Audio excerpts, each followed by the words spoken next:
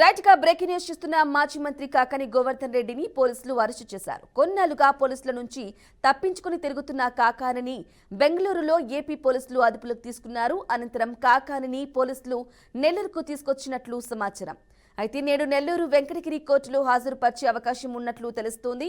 అక్రమ మైనింగ్ కేసులో కాకాని గోవర్ధన్ రెడ్డి A4గా ఉన్నారు. ఇటీవల కాకానికి ముందస్తు బెయిల్ ఇచ్చేందుకు సుప్రీంకోర్టు నిరాకరించింది.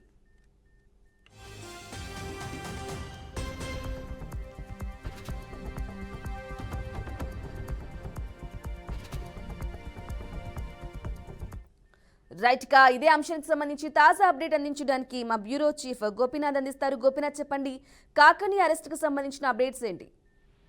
బ్రాహ్మణి మొత్తం మీద గత 5 ఏళ్ల కాలంలో అంటే వైసీపీ ప్రభుత్వ హయాంలో కింగ్ మేకర్ గా నెల్లూరులో ఉన్నటువంటి మాజీ మంత్రి కాకాని గోవర్ధన్ రెడ్డి అప్పుడు మంత్రిగా పనిచేశారు. ఆ సందర్భంలో పెద్ద ఎత్తున ఆరోపణలు రావడం జరిగింది. అంటే ఈ అక్రమ మైనింగ్ అని, లేదంటే ఇసుక అని, లేదంటే ఇట్లా గ్రానైట్ అంటే రకరకాలుగా అంటే ప్రకృతి సంపదను దోచుకోవడంలో ఆయనతో పాటు ఆయన అనుచరులు పెద్ద ఎత్తున ప్రధాన పాత్ర పోషించారనేది ప్రధానంగా అప్పట్లో కూడా ఆరోపణలు రావడం జరిగింది. అయితే అప్పట్లో అధికారంలో ఉన్నారు కాబట్టి వాటిని ఎవరు కూడా పట్టించుకోలేదు. అయితే ప్రభుత్వం మారింది, కుటుంబ ప్రభుత్వం అధికారులు తర్వాత పూర్తి స్థాయిలో విచారణ జరపడం జరిగింది.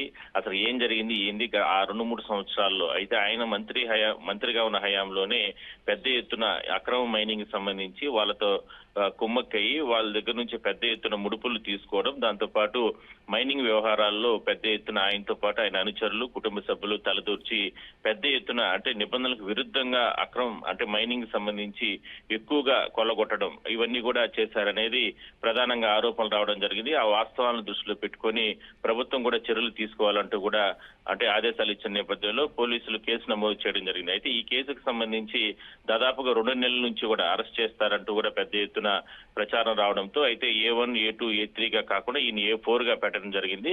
అయితే ఈయనకు సంబంధించి ఈయన ఎట్టయినా సరే అరెస్ట్ చేస్తారు అంటూ కూడా పెద్ద ఎత్తున ఆరోపణలు రావడంతో ఒకసారిగా ఈయన తప్పించుకొని తిరుగుతున్నాడు కాకాని గోవర్ధన్ రెడ్డి. అయితే హైకోర్టుని, సుప్రీంకోర్టును కూడా ఆశ్రయించారు.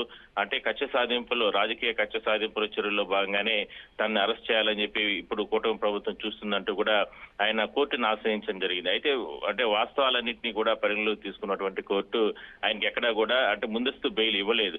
అందువల్లనే అంటే నెల్లూరులో కాకుండా అసలు ఏపీనే వదిలిపెట్టేసి ఇతర ప్రాంతాల్లో తలదాచుకుని తిరుగుతున్నారు. అయితే పక్కా సమాచారం ప్రకారం నిన్న ఏపీ పోలీసులు నేరుగా, నెల్లూరు పోలీసులు నేరుగా ప్రత్యేక బృందాలు నేరుగా వెళ్లి ఆయన బెంగళూరులో ఒక హోటల్లో ఉన్న నేపథ్యంలో అక్కడికి వెళ్లి నేరుగా పోయి ఆయన అదుపులోకి తీసుకున్నట్లు తెలుస్తా ఉంది. అయితే అర్ధరాత్రి ఆయన్ని నేరుగా నెల్లూరు తీసుకొచ్చారు. మరి కాసేపట్లో వైద్య పరీక్షల అనంతరం కోర్టులో ప్రవేశపెట్టే అవకాశం అయితే ఉంది. అయితే ఈయనకి సంబంధించిన వ్యవహారాల్లో ఈయనతో పాటు మరికొంతమంది పైన కూడా ఇప్పటికే పోలీసులు కేసు నమోదు చేయడం జరిగింది. వాళ్ళని కూడా త్వరలో అరెస్ట్ చేస్తారు అనేది పెద్ద ఎత్తున ప్రచారం జరుగుతుంది. అయితే వైసీపీ ఇప్పటికే చెబుతుంది అంటే రాష్ట్ర వ్యాప్తంగా ఎంతో మందిని ఈ రకంగా రకరకాలుగా వేధింపులు గురి చేస్తున్నారు. ఆ వేధింపుల్లో భాగంగానే మాజీ మంత్రి కాకాని గోవర్ధన్ రెడ్డిని అరెస్ట్ చేశారు అంతే తప్ప ఈ కేసు నిలబడదు, ఈ కేసులో అంటే ఆయనకు సంబంధమే లేదంటూ కూడా రకరకాలుగా కామెంట్స్ కూడా చేస్తున్నారు. అయితే ఇప్పటికే మనం చూస్తున్నాం రాష్ట్ర వ్యాప్తంగా గతంలో అవినీతి అక్రమాలకు పాల్పడినటువంటి ఎవరైతే రాజకీయ నేతలు ఉంటారో వాళ్ళపైన కఠిన చర్యలు తీసుకుంటుంది ప్రభుత్వం. ఎందుకంటే ప్రకృతి సంపద అయినా కావచ్చు, లేదంటే వివిధ శాఖల్లో పెద్ద ఎత్తున గోల్మాల్ చేసి కోట్ల రూపాయలు కొల్లగొట్టినటువంటి ఆరోపణలు గతంలో కొంతమంది పైన ఉన్నాయి. వాళ్ళపైన కూడా ప్రభుత్వం ఇప్పటికే చర్యలు తీసుకుంటా ఉంది. అందులో భాగంగానే నెల్లూరులో ఉన్నటువంటి ఈయన కాకాని గోవర్ధన్ రెడ్డి మాజీ మంత్రి పైన కూడా చర్యలు తీసుకున్నట్లు చెప్తున్నారు ప్రభుత్వ వర్గాలు. మొత్తం మీద గత 2 నెలల నుంచి కూడా ఎక్కడెక్కడో తిరుగుతూ అంటే పోలీసులు కళ్ళుగప్పి తిరుగుతున్నటువంటి మాజీ మంత్రి కాకాని గోవర్ధన్ రెడ్డిని ఎట్టకేలకు రాత్రి అదుపులోకి తీసుకొని ఆయన బెంగళూరు నుంచి నేరుగా ఏపీకి తీసుకురావడం జరిగింది. కాసేపటి క్రితం ప్రభుత్వ ఆసుపత్రిలో ఆయనకు వైద్య పరీక్షలు నిర్వహించారు. మరి కాసేపట్లో అంటే కోర్టులో కూడా ప్రవేశపెట్టే అవకాశం అయితే ఉంది. దాని తర్వాత కోర్టు జడ్జి నిర్ణయాల ప్రకారం ఈ కేసులో ఆయనకి రిమాండ్ విధించే అవకాశాలు ఎక్కువగా ఉంటాయి. ఎందుకంటే ప్రకృతి సంపదకు సంబంధించి పెద్ద ఎత్తున లూటీ చేసిన నేపథ్యంలోనే ఈ రకమైనటువంటి చర్యలు తీసుకున్నట్టు తెలుస్తా ఉంది. బ్రాహ్మణి, అయితే గోపీనాథ్, చెప్పండి, ఇక A4గా ఉన్న కాకారిని అరెస్టు వెనుక ఆంతర్యం ఏంటి? ఖచ్చితంగా. ఎందుకంటే గతంలో ఆయన దాదాపుగా రెండున్నర సంవత్సరాల దాకా కూడా ఆయన మాజీ అంటే మంత్రిగా పనిచేశారు ఆ సందర్భంలో. అయితే ఆ సందర్భంలో ప్రత్యర్థుల్ని అణచివేయడం, అప్పట్లో ఉన్నటువంటి ఏదైతే మైనింగ్ లో పాల్గొంటున్నటువంటి కొంతమంది వ్యాపారస్తులను బెదిరించి వాళ్ళ వద్ద నుంచి పెద్ద ఎత్తున ముడుపులు తీసుకోవడం, నిబంధనలకు విరుద్ధంగా ఎవరికి పడితే వారికి మైనింగ్ సంబంధించిన వ్యవహారాలన్నింటినీ కూడా కట్టబెట్టడం, అదే విధంగానే అక్కడ ఉన్నటువంటి స్థానిక నేతల్ని ఏదైతే ఆయనకు అనుచరులుగా ఉంటారో వాళ్ళకి అంటే ఎక్కువగా ప్రియారిటీ ఇచ్చి ఈ మైనింగ్ వ్యవహారాల్లో తలదూర్చే ప్రయత్నాలు చేయడం, ఇట్లా రకరకాలుగా ఆరోపణలు రావడం జరిగింది. ఆ ఆరోపణలపైనే అప్పట్లో ఎన్నో రకాలుగా ప్రతిపక్షాలు అంటే వాదించినప్పటికీ కూడా ఆ సందర్భంగా ఎక్కడా కూడా అంటే పట్టించుకోలేదు, అంటే అధికారంలో ఉన్నారు కాబట్టి. అయితే ప్రభుత్వం మారింది, ముఖ్యమంత్రి చంద్రబాబు ఆదేశాల ప్రకారం ఎక్కడెక్కడ ఏ జిల్లాలో ఇలాంటి అక్రమ మైనింగ్, అదేవిధంగానే అప్పట్లో వైసీపీ నేతలు నాయకులుగా ఉన్న వ్యక్తులు ఎవరైతే ఈ పెద్ద ఎత్తున ప్రభుత్వ సంపదను లూటీ చేశారో దానిపైన విచారణ జరపాలనేది ప్రధానంగా ప్రభుత్వ ఆలోచన. అందువల్లనే మదనపల్లికి సంబంధించిన ఫైల్స్ దగ్ధం కేసులు ఇప్పటికే కూడా జరుగుతున్నాయి. అదేవిధంగానే రాష్ట్ర వ్యాప్తంగా ఇంకా ఎన్నో రకాల భూ కుంభకోణాలు, అదేవిధంగానే ఈ మైనింగ్ వ్యవహారాలకు సంబంధించి లిక్కర్ మాఫియాకు సంబంధించి వ్యవహారాలు నడుస్తున్నాయి. వీటిపైన కూడా చర్యలు జరుగుతాయి. కానీ నెల్లూరులో జరిగినటువంటి ఈ భారీ కుంభకోణం రాష్ట్ర ప్రభుత్వానికి, రాష్ట్ర సంపదకి పెద్ద అంటే నష్టం చేకూర్చే అంశంగానే మనం పరిగణించాలి. అందువల్లనే A4 గా అంటే ఈ కేసులకు సంబంధించి పెద్ద ఎత్తున కొన్ని కోట్ల రూపాయలని కొల్లగొట్టారు కాబట్టి. ఎందుకంటే నెల్లూరు జిల్లాలో పెద్ద ఎత్తున ప్రకృతి సంపద ఉంటుంది, మైనింగ్ ఉంటుంది. ఈ మైనింగ్ వల్ల ప్రభుత్వానికి, రాష్ట్ర ప్రభుత్వానికి ఎంతో ఆదాయం ఉంటుంది. అలాంటి సంపదని వీళ్ళు సొంతంగా దోచుకున్నారు కాబట్టి ప్రధానంగా ప్రభుత్వం కూడా దీనిపైన చర్యలు తీసుకోవడం జరిగింది.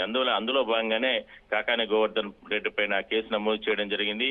సంచలనం నిజంగా చెప్పాలంటే, ఎందుకంటే ఒక మంత్రిగా పనిచేసిన వ్యక్తి పైన ఈ రకమైన కేసులు పెట్టడం, దాని తర్వాత అంటే ప్రభుత్వ సంపద లూటీ చేసినటువంటి వ్యక్తిని 2 నెలల పాటు కూడా అంటే ఇతర ప్రాంతాల్లో ఇంటికి దూరం ఇతర ప్రాంతాల్లో తలదాచుకొని ప్రాణ భయంతో తిరుగుతున్న పరిస్థితి నిజంగా రాష్ట్ర చరిత్రలో ఎక్కడా కూడా లేదు. అలాంటిది జరిగింది కాబట్టి ఎట్టి పరిస్థితుల్లో కూడా చట్ట ప్రకారం చర్యలు తీసుకుంటామంటూ కూడా ప్రభుత్వం చెప్పింది. అందులో భాగంగానే అంటే పక్కా సమాచారం ప్రకారం బెంగళూరులో ఆయన తలదాచుకున్నట్లు తెలిసిన నేపథ్యంలో అక్కడికి వెళ్లి నేరుగా ఒక హోటల్లో ఉన్న సందర్భంలో అక్కడ వెళ్లి నేరుగా అదుపులోకి తీసుకుని అరెస్ట్ చేయడం జరిగింది. మొత్తం మీద ఈ కేసుకు సంబంధించి ఇంకా మరికొన్ని సంచలన విషయాలు బయటకు వచ్చే అవకాశం అయితే ఉంది.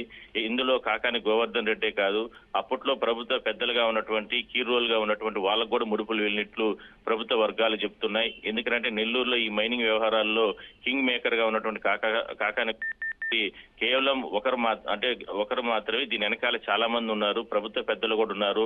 అమరావతి వేదికగా ఉన్నటువంటి అక్కడ ఉన్నటువంటి ప్రభుత్వ పెద్దల హస్తం కూడా ఉందంటూ కూడా రకరకాల ఆరోపణలు వస్తున్నాయి. దానికి సంబంధించి కూడా ఎవిడెన్స్ అన్నింటినీ కూడా పోలీసులు కలెక్ట్ చేస్తున్నారు. వాళ్ళకు కూడా ఈ కేసుకు సంబంధించి ఈ ముడుపుల వ్యవహారాలు, ఈ టెండర్ల ప్రక్రియ, ఈ కేటాయింపులు ఇవన్నీ కూడా వాళ్ళ మేరకు కూడా చుట్టుకునే అవకాశం అయితే భవిష్యత్తులో మరికొంతమంది పైన కూడా ఈ కేసులు అయితే నమోదయ్యే అవకాశం అయితే ఉంది. Brahman. Right, Gopinath. Thank you for the updates.